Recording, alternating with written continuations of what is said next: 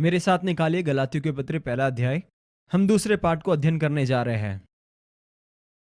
पिछले सत्र में हमने दूसरे पाठ के आखिरी भाग को खत्म किया और हमने ये अध्ययन किया कि स्वधार्मिक बनने के दो भाग हैं। हमने देखा कुछ बातें जो अच्छे करते हैं और कुछ बातें जो हम बुरा करते हैं। ये दोनों मानसिकता को हमने अध्ययन किया है और ये दो मानसिकता आपको परमेश्वर के वचन के सामने बेअसर कर सकता है। मसीह ने जो कुछ भी आपके लिए किया उसका असर को वो खत्म कर सकता है। एक परमेश्वर के वचन को और यीशु ने आपके लिए जो कुछ भी किया उसको बेअसर में बदल सकता है, क्योंकि आप कहेंगे इसकी मुझे कोई जरूरत नहीं है। और दूसरे भाग में आप अपने आप को इतने पापी कहेंगे कि मैं परमेश्वर से बहुत दूर हो गया हूं और परमेश्वर को मेरी कोई जरूरत नहीं है। इस तरह परमेश्वर के बैरी बनते हैं और इस तरीके से हम हमारे मन में परमेश्वर से दूर हो जाते हैं और परमेश्वर ने जो हमारे जीवन में योजना रखा है उससे हम दूर हो जाते हैं। देखो, आपको पता है, मुझे लगता है कि इफिसियों की पत्री उसके चौथे अध्याय के अंदर, मुझे लगता है कि सातवें अध्याय या फिर उसके आसपास में ये कहा गया है वचन में। यहाँ पर वचन कहता है कि हम परमेश्वर से बिल्कुल अलग थलग हो गए। परमेश्वर ने जो जीवन दिया था उसमें से हम अलग हो जाते हैं, और यह भी हमारे मन के कठोरता के कारण। और जैसा वचन कहता है कि हमारे मन के कठोर हो जाने से, इसका अर्थ है कि हमारे मन के अंदर जो गलत विश्वास है इसके कारण हम परमेश्वर से अलग हो जाते हैं। परमेश्वर के उस जीवन से बिल्कुल हम अलग हो जाते हैं और बैरी बन जाते हैं हमारे दिल के विश्वास के कारण। परमेश्वर ने अलग किया इसलिए नहीं, परंतु इसलिए क्योंकि हमारे विश्वास की मान्यता में हम परमेश्वर से अलग होते हैं और फिर हम परमेश्वर को अनुभव नहीं करते। इसलिए पौलुस कहता है कि तुम अन्य जाति लोगों के समान न बने। और यहाँ पर पौलुस जो है विश्वासियों से कहता है यह कि एक मसीह के लिए परमेश्वर से अलग होकर एक अन्य जाति के समान जीवन जी सकते हैं। आमीन। गलातियों की पत्री 5वां अध्याय उसके पहले आयत में दूसरा पाठ। और पिछले सत्र में हमने इस बात को अध्ययन किया यूहन्ना रचित सुसमाचार 8वें अध्याय के 30 और 31 में कि तुम सत्य को जानोगे और सत्य तुम्हें आजाद कर देगा। और यहाँ पर गलातियों की पत्री में पौलुस इस बात को कहता है कि मसीह ने स्वतंत्रता के लिए हमें स्वतंत्र किया है, सो इसी में स्थिर रहो और दासत्व के जुए में फिर से न जुतो। और दूसरे भाषांतर के अंदर वचन कुछ इस प्रकार कहता है कि यीशु ने हमें आजादी के लिए मुक्त किया है और इसीलिए बिल्कुल स्थिर रहे और वापस दासत्व की उस जुए के अधीन में न जाओ। और इस वचन भाग में महत्वपूर्ण बात जो हम देखते हैं वो ये है कि यहाँ पर पौलुस जो है आजादी का शब्द उपयोग करता है। और जब इसी वचन भाग को हम यूनानी भाषा में देखते हैं उसका अर्थ कुछ इस प्रकार है कि ऐसी एक आजादी जहां पर आप अपने इच्छा के अनुसार कहीं भी जा सकते हैं। ये बात बहुत ही महत्वपूर्ण है। अगर धर्म का आपके जीवन में किसी भी प्रकार का एक भाग है, और मैं मानता हूं कि ये जरूर है, तो ये वचन भाग का जो अर्थ है आपके जीवन में किसी एक प्रकार का भय को लेके आता है। क्योंकि यहां पर पौलुस इस बात को स्पष्ट करता है कि हमें स्थिर रहना है, हमारी आजादी में स्थिर रहना है। कौन सी आजादी? कि हम हमारे मर्जी से कुछ भी कर सकते हैं, जहां कहीं जाना है वहां जा सकते हैं, जो चाहे वो बन जाए। देखो जरा इस बात को ध्यान से सुने कि ये इतनी बड़ी आजादी नहीं है। मेरे बात को बड़े ध्यान से सुनना। देखो, मेरे प्रचार में मैं कई बार लटकन को जो है एक भाग में ज्यादा लेकर जाता हूं, और मुझे लगता है कई बार ये जरूरी है क्योंकि लोग जागते नहीं हैं। आमीन। मूलभूत तरीके से पौलुस ये कहता है कि आजादी हो तो ऐसा हो जहां पर आप अपनी मर्जी से कहीं भी जा सकते हैं।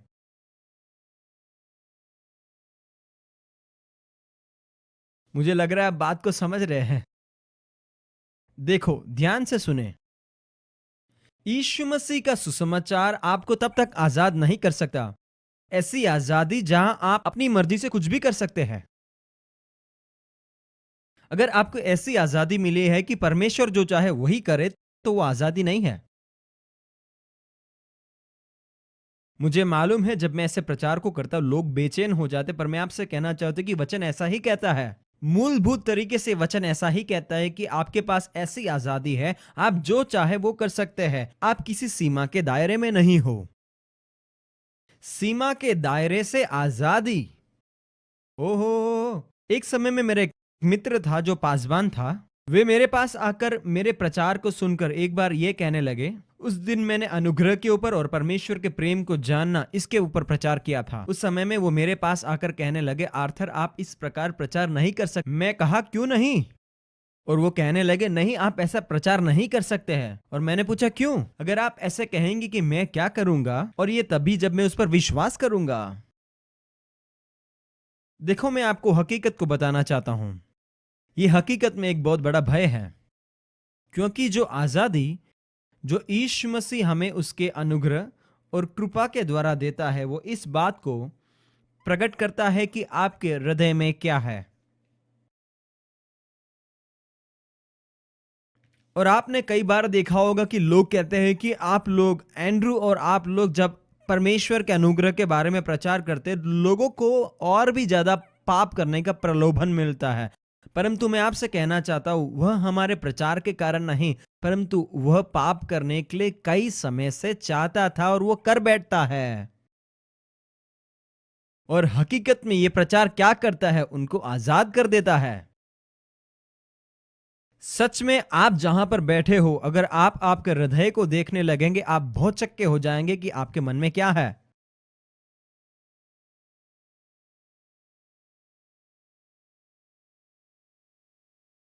ये आजादी आपको नियंत्रित अवस्था और कर्तव्यों से आजाद करता है। कई लोगों के लिए मसीह के अंदर की जो आजादी है वो कर्तव्य का बंधन है। कई बार उनको लगता है कि वे परमेश्वर के सामने कृतज्ञ है, परंतु यीशु मसीह के उस कलवरी पर मरने के कारण वो हमें ऐसी एक आजादी देते हैं जहां पर आप परमेश्वर के सामने कृतज्ञ नहीं है और ये आपका कर्तव्य भी नहीं है। ये बात को आपको समझना बहुत जरूरी है। मेरे पास समय नहीं है इस बात को समझाने के लिए। किसी अन्य सत्र में मैं आपको इसके बारे में समझाऊंगा। मैं आपको बताना चाहता हूं कि अगर कोई भी व्यक्ति किसी भी व्यक्ति के प्रति या परमेश्वर के प्रति कृतज्ञ रहता है, तो एक समय के बाद वो उसे धिक्कारने लगेगा। जिस व्यक्ति के सामने आप कृतज्ञ हो, उनको आप धिक्कारोगे, क्योंकि कृतज्ञता कई बार हमारे ऊपर गुलामी का भावना को हावी करता है।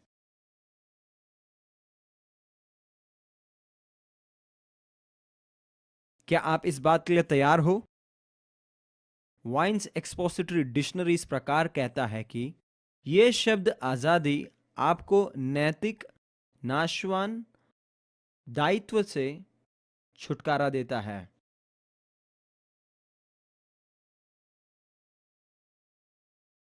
और ये बात जब भी मैं आपको पढ़ा रहा हूं, मैं आपसे कहना चाहता हूं, मेरे रोंगटे खड़े हो जाते हैं इस बात को सोचकर। सच में सच में मैं आपसे कहना चाहता हूं, मेरे रोंगटे खड़े हो जाते हैं और मैं प्रभु से कहता हूं, हे प्रभु, आप मुझे इतने आजाद कैसे कर सकते हैं?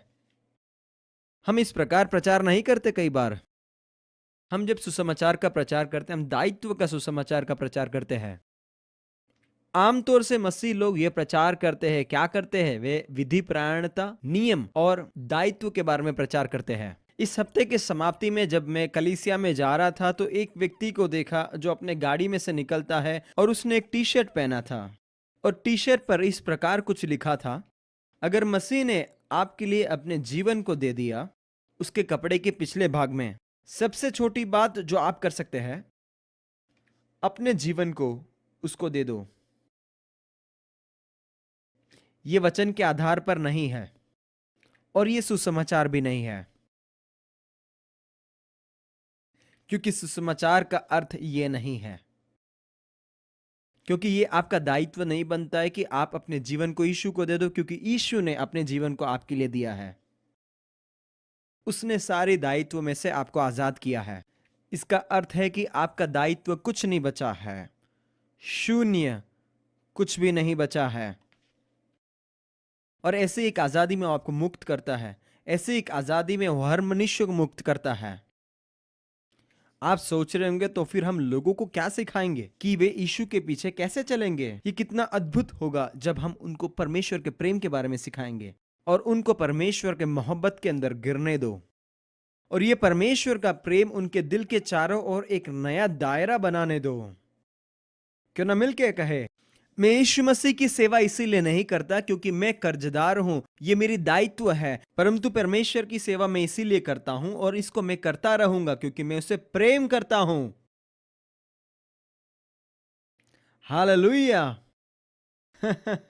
हालेलुया। तो जब हम इस बात को समझने लगते हैं, हमारे जीवन के सारे अनुभव, हमारे जीवन की विश्वास की जो बात है, उसके परिमाण के ऊपर आधारित है।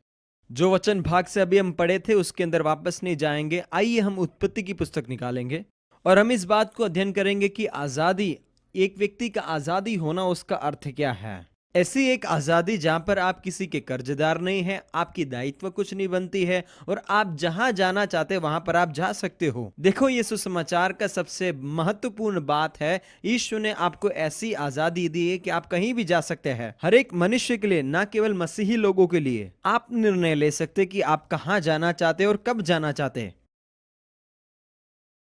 और इस भाग में हम देखेंगे परमेश्वर किसी को जबरदस्ती नहीं करता, परमेश्वर किसी को अपने कब्जे में लेकर वशीकरण कर कर उनको ऐसा करवाता नहीं है। वो केवल ये कहता है कि सुनो, देखो मैंने तुम्हारे लिए क्या किया। और जब आप यीशु मसीह को देखते, आप उसके अंदर देख पाते कि पिता ने हमसे प्रेम कर हमारे लिए क्या किया, वह भी जगत की नींव डालने से पहले।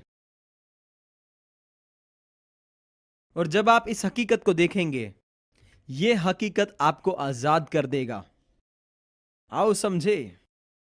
और जब ये सत्य आपको आजाद कर देगा, आप आजाद हो जाओगे। सच में यीशु के पीछे चलने के लिए आजाद हो जाओगे, जहां पर कोई भी दायित्व नहीं है, जहां पर कोई भी जबरदस्ती नहीं है। दूसरे भाग में परमेश्वर का वचन ये बात को स्पष्ट करता है कि परमेश्वर के पास दूसरी कोई भी छुपी हुई योजना नहीं है, कोई भी छुपी हुई एजेंडा नहीं है। परमेश्वर के पास गुप्त एजेंडा नहीं है। देखो, समस्या यह है कि मैं और आप एक मनुष्य हैं, हम प्रेम को उस प्रकार नहीं समझते, क्योंकि चाहे जितना भी सच्चा प्रेम हमारे जीवन में मनुष्य होने के कारण हम अनुभव करते हैं, कहीं ना कहीं तो उसके पीछे एक गुप्त बात छिपा हुआ है। कहियों के अंदर दूसरों से ज्यादा, क्योंकि उसी प्रकार हम कार्य को करना जानते हैं, कई बात गुप्त योजना से। परंतु परमेश्वर किसी भी छिपी हुई योजना के बगैर आपको प्रेम करता है। जगत की नींव डालने से पहले आपको उसने प्रेम किया है। आपके साथ उसको कोई समस्या नहीं है। देखो, इस बात को सुने, मैं ये बात को आपको और भी स्पष्ट करना चाहता हूं। अगर परमेश्वर के इंसान के साथ कोई समस्या था, तो परमेश्वर के वचन में यूहन्ना रचित सुसमाचार 3:16 में यह लिखा होता है कि परमेश्वर के पास यह समस्या था, इसलिए यीशु को उसने भेजा।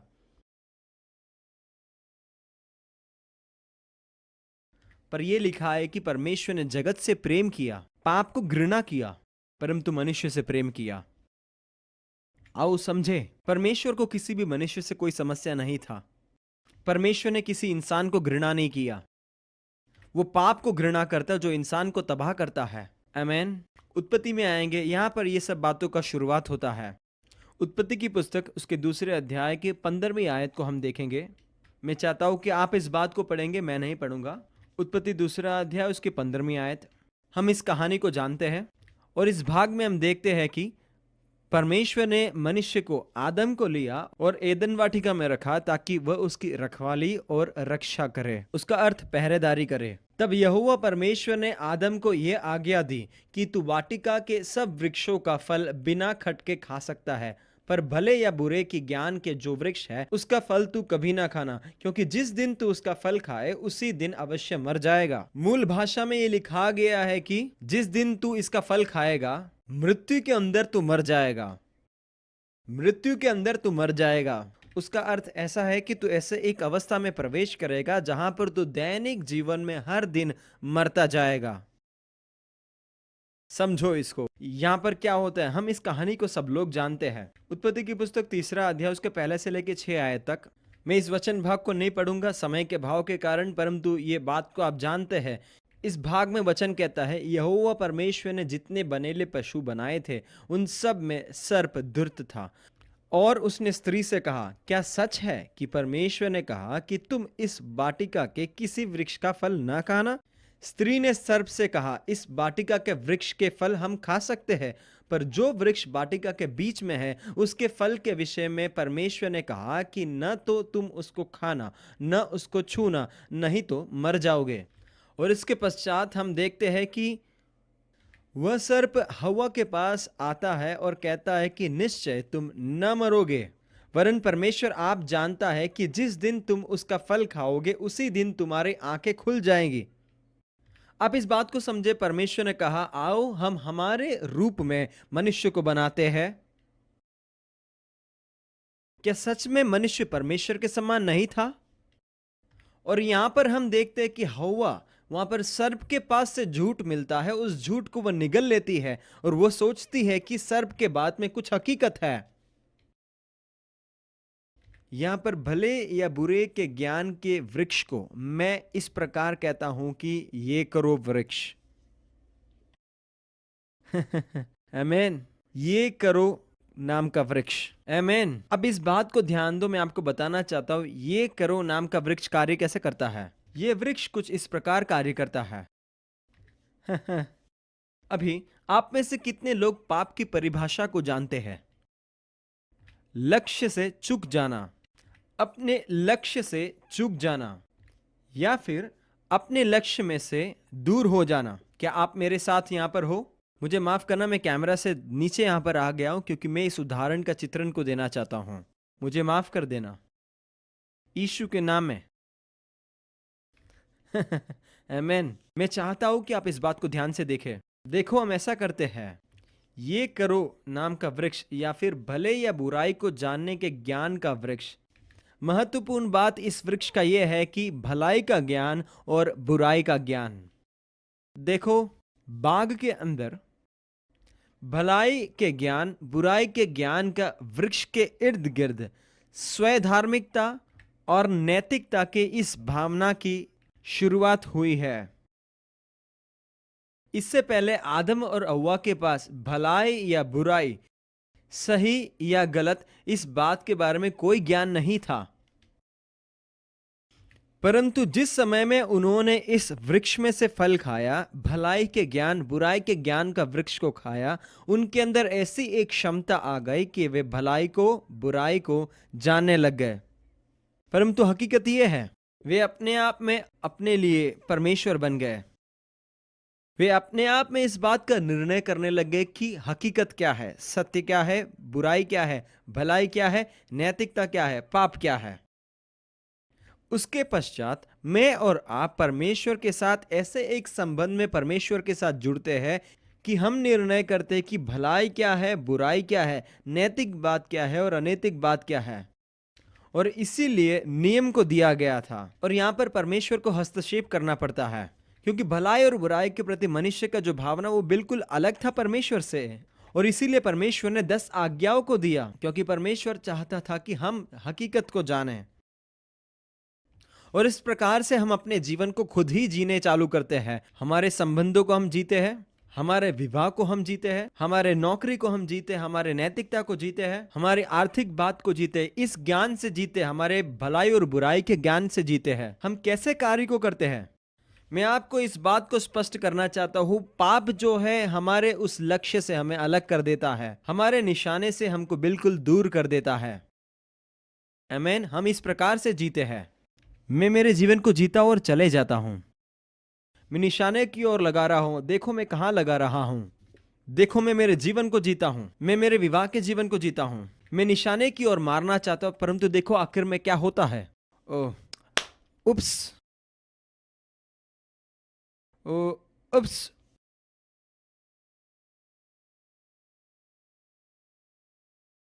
उप्स, यहां पर क्या हो रहा है? हालेलुया, मेरे जीवन के तो पूरे चिथड़े उड़ रहे हैं। आमीन। क्या आप मेरे साथ हो? हालेलुया। आपको समझ में आ रहा होगा, मैं निशाने नहीं, मैं पूरी तरह से निशाने से बहुत दूर था। आमीन। उप्स, मैंने वापस गलती किया। अरे कोई मेरी मदद करे। ओह वो ये दूसरा था। हालेलुया। ये देखो दूसरी ओर। देखो मेरा पूरा जीवन को मैं इस प्रकार जीता हूं, एक बात सीखने के लिए ये मिलता है कि मेरे जीवन में ऐसा एक समय था, व्यक्तिगत जीवन में, मसीह जीवन में मैं ऐसी एक भावना से जीता था कि भलाई और बुराई की, ऐसे एक भावना से, भलाई और बुराई, नैतिक और अनैतिक, और मैंने मेरी सर्वश्रेष्ठ कोशिश को की है। जिस प्रकार करना चाहिए था वैसा मैंने सब कुछ किया और मैंने मेरे जीवन को जिया, परंतु देखो मेरा हालत ऐसा हो गया। मैं आपको बताना चाहता हूं, अफ्रीका में मैं सेना में था और मैं सटीक मारता था, मैं बहुत सटीक मार सकता था।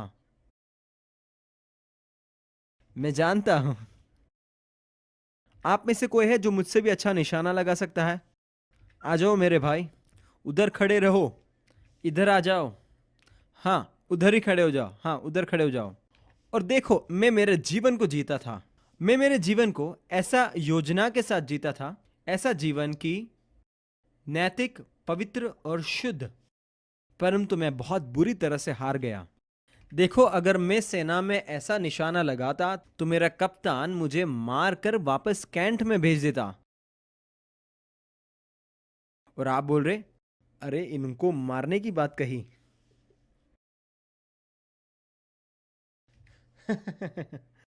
पर देखो ये सत्य है, मेरा कप्तान जो है मुझे मार कर वापस कैंट में भेज देता।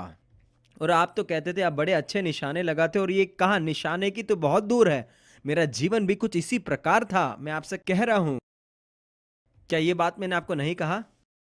नहीं? क्या सब कुछ ठीक है? धन्यवाद यीशु। देखो मेरा जीवन ऐसा हालत में था, मैंने मेरे जीवन को इस प्रकार देखा था। मैं परमेश्वर पर भरोसा रखना चाहता था, मैं परमेश्वर के वायदाओं पर भरोसा रखना चाहता था, मैं अपनी जीवन को आजादी के साथ मसीह में जीना चाहता था, परंतु मेरा जीवन ऐसा बर्बाद हो गया कि मैं परमेश्वर पर विश्वास नहीं कर पाया।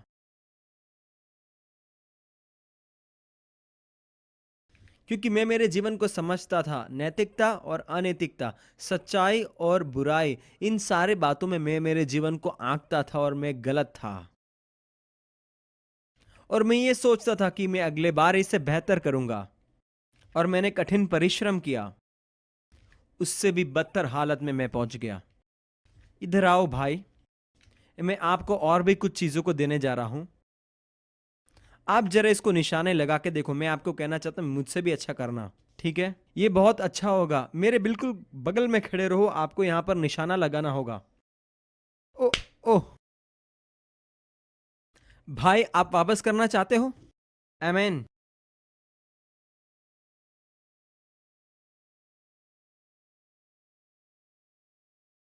आमीन। एक और बार कोशिश करो, एक और बार कोशिश करते हैं।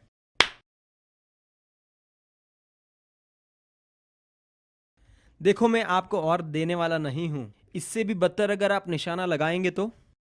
मैं आपको कहना चाहता हूं इस बात पर गौर करें। आपको याद है पहली कक्षा में मैंने क्या बताया था? स्व धार्मिकता के दो भाग है। पहला जो दुष्ट काम हम करते हैं, दूसरा जो भलाई के काम को हम करते हैं। आपने ध्यान दिया? मेरे निशाने पर किसी ने भी ताली नहीं बजाया, पर इन्होंने जब निशाने में मारा तो सब लोग ताली बजाने लग गए। और मसीह होने के कारण हम ऐसे ही करते हैं। जब हम निशाने को लगाते हैं और हमारा निशान अचूक तरीके से लगता है तो हम देखते और कहते हैं मेरा निशाना बिल्कुल सही था, और उसको देखकर हम कहते हैं मैं कितना अच्छा हूं। आप इस बात को समझ रहे हैं? परंतु समस्या यहां पर यह है, यशायाह कहता है तुम्हारा सर्वश्रेष्ठ भी परमेश्वर के आंखों के सामने कूड़ा और कचड़ा है। क्या आप मेरे साथ यहां पर हो? देखो हम हमारे जीवन में ऐसे बातों को करते हैं। कई बार हम अन्य मसीहों को देखते हैं, हम उनके जीवन को देखते और कहते हैं हाँ, अगर मैं उनके समान एक आत्मिक होता तो कितना अच्छा होता। इस बात को समझो। हाँ, मुझे वो टीवी में जो व्यक्ति दिखते हैं उनके समान बनना है, जोसेफ प्रिंस के समान अच्छा बनना है। ओ काश मेरा जीवन भी ऐसा होता। ये लड़का कितना ही आत्मिक है। भाइयों बहनों, आपको इस बात को समझना है, आपको ये बात बहुत अच्छी तरह से समझना है। और कई मसीह भाई बहन इस बात को नहीं समझते हैं, और वह बात यह है, बड़ी ध्यान से सुने, भलाई और बुराई की जो ज्ञान है, जब परमेश्वर के हकीकत के सामने आता है, ये भलाई का जो समुदाय है वो भी परमेश्वर के सामने दागीन है। उसका अर्थ यह है कि परमेश्वर के नज़रों में ये महान बात नहीं है कि आप कितने बुरे हैं या फिर कितने अच्छे हैं। इस बात को समझे। क्या आप मेरे साथ हो? क्या आप जानते हो पौलुस इसे क्या कहता है? पौलुस एक और कदम आगे बढ़कर इस बात को इस तरीके से कहता है, अगर ऐसा कोई भी है जो अपने आप पर घमंड कर सकता है तो मुझे घमंड करने दो। केवल इतना ही नहीं, केवल इतना ही नहीं, पौलुस ने कुछ इस प्रकार कहा, अगर नियम शास्त्र के अनुसार आप मुझे आंके तो मैं बिल्कुल सिद्ध हूं। पौलुस स्पष्ट कहता है कि वे अपने मित्रों के समक्ष सिद्ध थे। पौलुस आगे बढ़कर कहता है कि केवल इस बात में मैं अच्छा था इतना ही नहीं, मैं बिल्कुल सही वंशावली से आया हूं। समझो इस बात को। परंतु आगे वो बढ़कर इस बात को कहता है कि ये सारे बातों को मैं बिल्कुल कूड़ा और कचरा समझता हूं। क्या आप जानते हो परमेश्वर क्या कहता है? ये सारे जो आप अपनी सिद्धता को मेरे सामने लाते हो बिल्कुल मल के तुल्य है।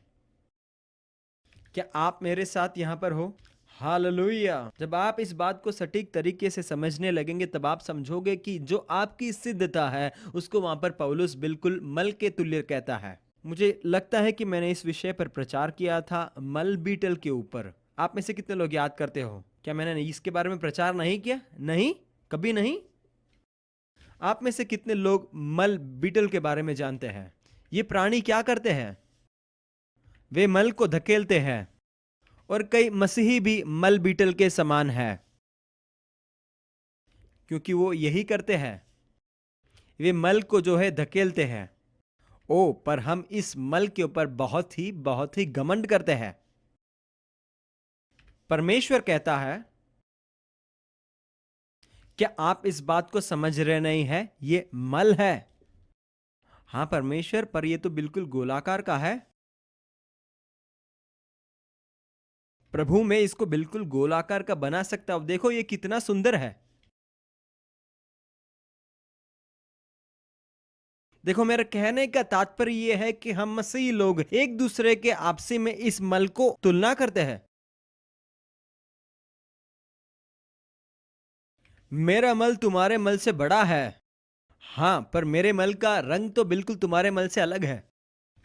और उसके पश्चात हम अधिवेशन में जाते हैं जहां पर कई मल बीटल होते हैं जो मल को किस प्रकार गोलाकार में करना है ये बात को सिखाते हैं। और उसके पश्चात वहां पर जो मुख्य अतिथि आते हैं वे अपने मल के आकार को दिखाते और लोग उसको गौर से देखते और उसकी सराहना करते हैं।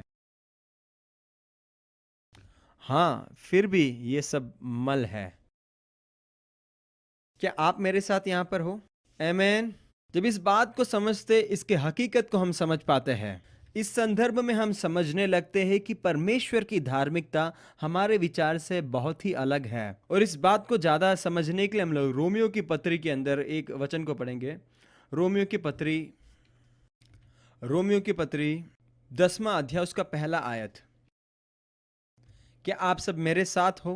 हाँ, हमारे पास समय बाकी है। हालेलुया। क्या आप सब ठीक हो? रोमियो की पत्री 10वां अध्याय उसके पहले आयत में पौलुस कुछ इस प्रकार कहता है। वो इसराइल के बारे में कहता है, वो लोग जिनके पास सबसे सर्वोत्तम मल था। वचन ऐसा कहता है, हे भाइयों, मेरे मन की अभिलाषा और उनके लिए परमेश्वर से मेरी प्रार्थना है कि वे उद्धार पाए, क्योंकि मैं उनकी गवाही देता हूं कि उनको परमेश्वर के लिए धुन रहती है, परंतु बुद्धिमानी के साथ नहीं। यहां पर वो क्या कह रहा है? यहाँ पर वो ये प्रार्थना करता है कि इजरायली लोगों का उद्धार हो जाए, यही उसकी प्रार्थना है। वो कहता है कि मैं गवाही हूं, उनको परमेश्वर की धुन है। अब इजराइल कौन है? इजराइल वो लोग हैं जिनको परमेश्वर ने एक बार नियम दिया था, तो परमेश्वर ने उनको सर्वश्रेष्ठ नियम का भाग दिया था। इंसान जैसे नियम को बनाते वैसा नहीं। परमेश्वर कहता है, क्या तुम जानना चाहते सत्य और गलत क्या है? क्या तुम जानना चाहते नैतिकता और अनैतिकता क्या है? मैं तुमको 10 आज्ञा देता हूं। आमीन। तो उनके साथ परमेश्वर सही वाचा को बांधता है। परंतु पौलुस इस प्रकार कहता है कि उनको परमेश्वर की धुन लगी थी। परंतु पौलुस आगे कहता है, फिर भी बुद्धिमानी के साथ नहीं, फिर भी ज्ञान के साथ नहीं। क्यों? इस बात को ध्यान से सुने कि जब हम आते हैं उस भाग में, ज्ञान ये है, सुने, इसमें से किसी भी बात का कोई भी चलन होने वाला नहीं है। उसका कारण क्या है कि जो बात हम करते हैं उसके बारे में भी कलीसिया में बहुत प्रचार होता है। हम विश्वास को धरने की बात करते हैं, वस्तुओं के लिए, प्रतिज्ञा के लिए विश्वास, घर के लिए, बंगला के लिए विश्वास, या फिर आर्थिक आशीष के लिए विश्वास। अगर मेरे पास विश्वास है तो ये सब मेरे पास होगा।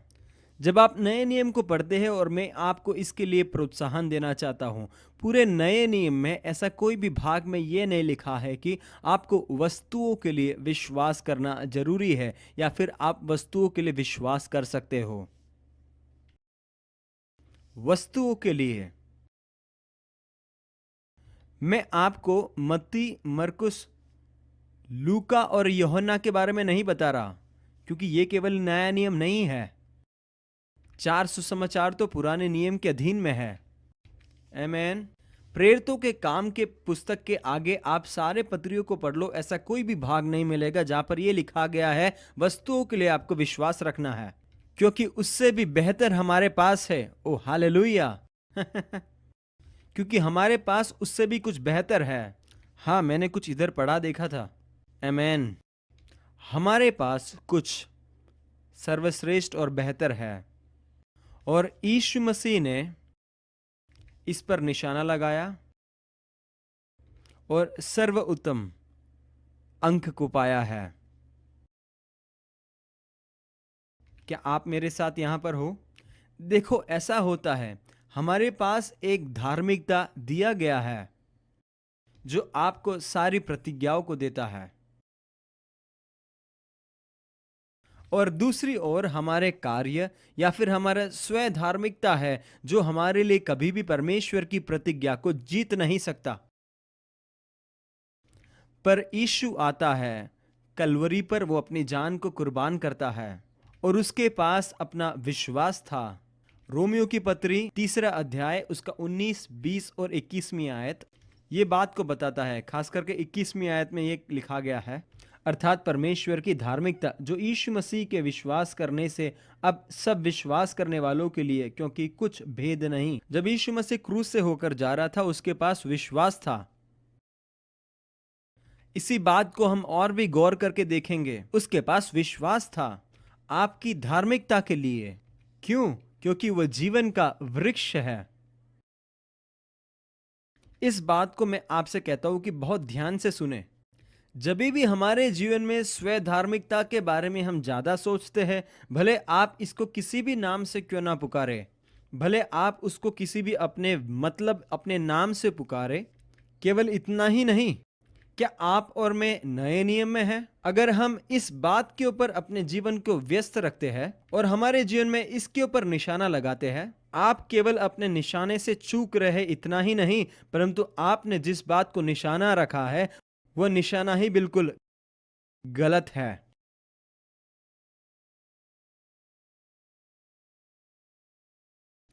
आप इसको समझो। जब तक आप और मैं मेरे जीवन में इस बात के ऊपर व्यस्त रहेंगे कि हम स्व धार्मिक बनने की कोशिश करेंगे, नियमों के अनुसार अपने जीवन को बनाने की कोशिश करेंगे, मसीही नैतिकता, हाँ, मैंने कई लोगों को देखा है जो इस पर विश्वास करते हैं, कई लोग इसके पर प्रचार करते हैं और कई लोग उनको अभिनंदन देते हैं जो इसका प्रचार करते हैं। हम लोगों को कहते हैं कि आपको लोगों को समझाना है कि सही गलत क्या है, मसीह को वापस यहूदी मसीही मत में आना है। मैं आपकी बात को समझ रहा हूं, परंतु मैं आपको एक बात स्पष्ट करना चाहता हूं कि हम लोगों को इस मत में लेकर आने की कोशिश करते हैं, विभिन्न जातियों को हम इस मत में लेकर आने की कोशिश करते हैं, हम नैतिक बातों की बात करते हैं, परंतु मैं आपसे कहना चाहता हूं कि हम निशाने को चूक नहीं रहे, परंतु हमारा निशाना ही बिल्कुल गलत जगह में हमने लगाया है। सर्वोत्तम जो हम कर सकते वो ये है, ये केवल बुराई के वृक्ष के बारे में नहीं है, ये भले और बुरे के ज्ञान के वृक्ष के बारे में कहा गया है, और सर्वश्रेष्ठ प्रचार भी हम यही करते हैं। आप लोगों को दुष्ट शाखा से बदलकर यहां लेकर आ सकते हैं अच्छी शाखा की ओर, परंतु आप बिल्कुल गलत वृक्ष पर हो। पर आप में से कई लोग असमंजस में होंगे। आप लोग सोच रहे होंगे ये व्यक्ति किस धर्म के बारे में कह रहा है। मैं आपसे कहता हूं कि यह असमंजसता अच्छा है, इस पर विचार करें। इस बात को सुने। आप कहते होंगे कि लोगों को भलाई के काम करने से उत्साहने से क्या गलत बात है। मैं आपसे कहना चाहता हूं कि आपका उद्देश्य क्या है। ये आपका उद्देश्य सही है कि आप उनको गलत काम से सही काम में लेकर आना चाहते हैं। आप क्या कर रहे हो? आप गलत दुष्ट शाखा से उनको सही शाखा में लेके आ रहे हैं। परंतु मैं आपसे कहना चाहता हूं कि आपका वृक्ष ही गलत है। और हम में से कई मसीही लोग हमारे पूरा जीवन हम गलत निशाने में लगाते हैं। देखो देखो मेरे भले काम कितने अच्छे हैं। और जो कुछ भी हो रहा है, और हकीकत में यह हो रहा है कि हम गलत वृक्ष में से गलत फल का मजा ले रहे हैं। जब यीशु मसीह आया, गलीली में स्वर्ग राज्य का सुसमाचार का प्रचार कर रहे थे। उन्होंने कहा पश्चाताप करो, इस सुसमाचार पर विश्वास करो। यीशु ने कहा कि आपको पश्चाताप करना है। पश्चाताप करने का अर्थ ये नहीं कि आपके गलत काम को आपको बंद करना है, अच्छे कामों को करना बंद करना है। पश्चाताप का अर्थ ये नहीं है, परंतु पश्चाताप का अर्थ यह है कि तुम्हारे सोच को बदलो, तुम्हारे नजरिए को बदलो, तुम जिस पर विश्वास करते हो उसे बदलो। यीशु ने क्या कहा? पश्चाताप करो, इस वृक्ष के अंदर से बाहर निकलो और उस वृक्ष के अंदर जाओ, उस वृक्ष के साथ अपने आप को पाओ। हालेलुया। इस नजरिए में से पश्चाताप करो, पश्चाताप करो। क्या आपको याद है मैंने आपको क्या बताया था? हमारे में से कोई भी मसीह के अंदर आकर मसीही आज़ादी को तब तक अनुभव नहीं कर पाएंगे जब तक हमारे जीवन के अंदर स्वधार्मिकता, हमने बनाए हुए नियम या फिर धर्म के नियम के अंदर से हम अपने आप को आज़ाद नहीं करते। और इस काम को करने के लिए मुझे क्या करना पड़ेगा? इस वृक्ष से बाहर निकलो और ऐसा ही होने दो, उसे जाने दो। और मैं आपको बताना चाहता हूं ऐसे आप करने से क्या होगा। जब आप इस वृक्ष में आ जाएंगे और आप अपने निशाने को बदलोगे, जब आप अपने विश्वास को इस वृक्ष पर लाओगे, आप कहोगे यीशु ने मुझे धार्मिक बनाया है, यीशु मेरे पवित्र होने का कारण है, यीशु मेरा बुद्धि है, यीशु ही है। मुझे ये बहुत पसंद है। पहला कुरिन्थियों के पत्र पहला अध्याय के 30वें आयत में लिखा गया है, ये परमेश्वर के द्वारा हुआ कि तुम मसीह यीशु में हो। ये परमेश्वर के कार्य के कारण ही आज मैं इस वृक्ष के अंदर हूं और ये वृक्ष मेरे जीवन का वृक्ष बन जाता है। देखो, इस पे ध्यान दो। जब यीशु मसीह हमें पश्चाताप के लिए बुलाता है, वो हमें इसीलिए नहीं बुलाता है कि हम हमारे बुरे कामों को छोड़ दे या त्याग दे। वो हमें इसलिए नहीं बुलाते कि हम दुष्ट कामों को करना बंद कर दे। वो परमेश्वर के द्वारा मसीह में हमारा जीवन का उद्देश्य बनता है। उसने आपको अनैतिक बातों से इसलिए नहीं निकाला कि आप नैतिक बने, परंतु वो अपने आप में आपको एक नया पहचान देना चाहता है। परमेश्वर ने आपको केवल एक नैतिक जीवन जीने के लिए नहीं बुलाया है, परंतु आपको सच में एक मसीह बनने के लिए बुलाया है। एक केवल नैतिक जीवन जीने के लिए नहीं, परंतु एक मसीह जीवन जीने के लिए, एक मसीह जीवन जीने के लिए। और ये एक नैतिक जीवन से बहुत ही बेहतर है और ये नैतिक जीवन से बहुत ही ऊंचा है। जब हम लोगों को केवल नैतिक जीवन की ओर हम अगुवाई करते हैं, मेरा कहने का मतलब ये नहीं कि नैतिकता सही बात है, परंतु मैं आपको उसके पीछे के भेदों को समझाना चाहता हूं। जब आप यहां पर जीने लगते हो, आपका जीवन मसीह बन जाता है और सच में मसीह आपके जीवन में प्रदर्शित होता है। वो मेरे जीवन का प्रेरणात्मक पात्र बन जाता है। उसका प्रेम मेरे जीवन का और मेरे दिल का कब्जा करता है। और दूसरे कुरिन्थियों की पत्री 5वें अध्याय के 14वें आयत में पौलुस इस बात को स्पष्ट करता है। वहां पर पौलुस कहता है कि क्योंकि मसीह का प्रेम हमें विवश कर देता है, इसीलिए कि हम ये समझते हैं। यहाँ पर इसका अर्थ ये है कि ये विवशता हमारे हृदय को घेरता है। यीशु मसीह ने हमारे लिए क्या किया? परमेश्वर ने अपने प्रेम का प्रकाशन, प्रकटीकरण उस कलवरी के ऊपर कर कर दिखाया है। और ये बात हमें उस स्थान पर लेकर आता है जहां पर मसीह मेरे जीवन का प्रेरणा का कारण बन जाता है और अब मैं उन बातों को करना चालू करता हूं। यहाँ पे विवश में होना, उसका अर्थ ये है किसी का हृदय चारों ओर से किसी के विवश में आना। जैसे कि कोई शहरपनाह के चारों ओर कोई अपने ताकत को लगाता है, तो वो निर्णय करता है कि इस हृदय के अंदर कौन जाएगा, कौन इसमें से बाहर आएगा।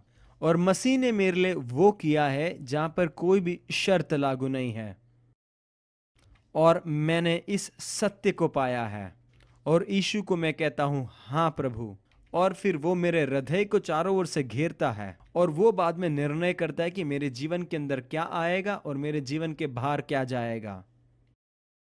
ना कोई मसीही यहूदी पंथ का नियम और ना कोई मसीही नैतिक नियम या फिर ऐसी कोई प्रणाली जिसके आधार पर मुझे जीना पड़ेगा।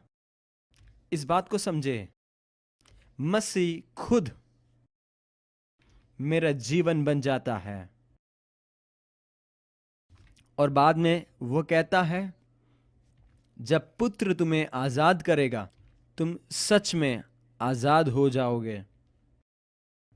और जब पुत्र, अब ये कोई नियम नहीं है या फिर कोई प्रणाली नहीं है जो किसी पत्र में आपको लिख कर दिया जा रहा है, परंतु अभी प्रभु यीशु का नियम मेरे हृदय रूपी पट्टियों पर लिखा गया है। परंतु आपको इस वृक्ष से बाहर आना होगा। आपको आपके जीवन में ऐसे कोई भी बात जो अभी भी लगा हुआ है उससे आपको मुक्त होना है और आपको उधर जाना होगा। आप कह रहे होंगे ये तो बहुत भयानक है। हाँ, मैं जानता हूं ये बात हकीकत है, परंतु आपको ये करना होगा। आप उस पासबान के समान बन जाएंगे। आपको फिर कहना नहीं पड़ेगा कि आपको क्या करना है। जब आप विश्वास कर कर इस वृक्ष को धरोगे, वो आपको मसीह के अंतिम पद तक पहुंचाएगा और फिर यीशु मसीह का जीवन आपके जीवन को अंदर से बाहर पूरी तरह से बदल देगा। आमीन।